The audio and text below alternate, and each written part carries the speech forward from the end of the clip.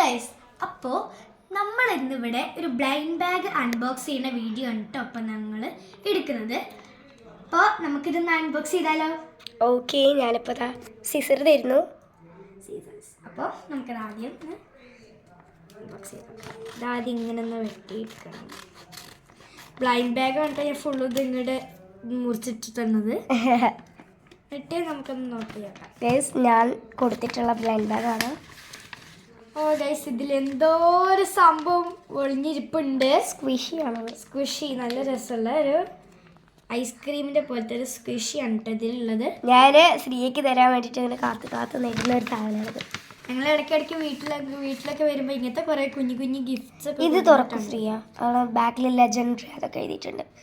അപ്പോൾ ഇത് എന്തോ ഒരു കളർ ബാക്ക് തുറന്നു നോക്ക്. ബാക്ക് തിരിക്കി. അപ്പോൾ ലെജൻഡറി ആണ് നമുക്ക് കിട്ടിയിട്ടുള്ളത്.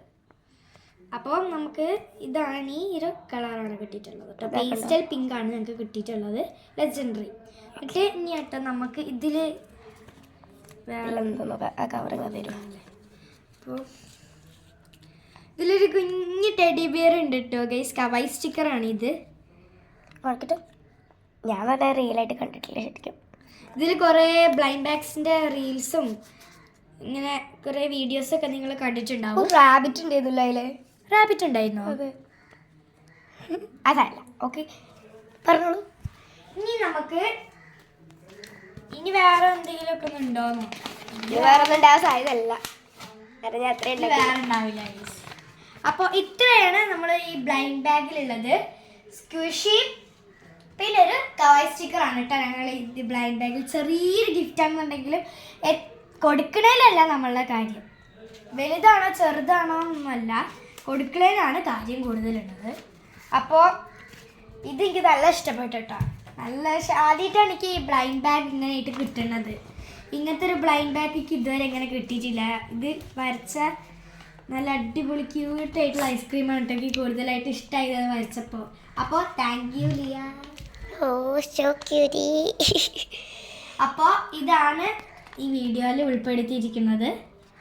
അപ്പോൾ ഗൈസ്, ഇപ്പം നിങ്ങൾ വിചാരിക്കുന്നുണ്ടാവും ഞാൻ എൻ്റെ പുതിയ ഡ്രസ്സിൽ ശ്രീയ വേറൊരു ഡ്രസ്സിൽ നിന്ന്.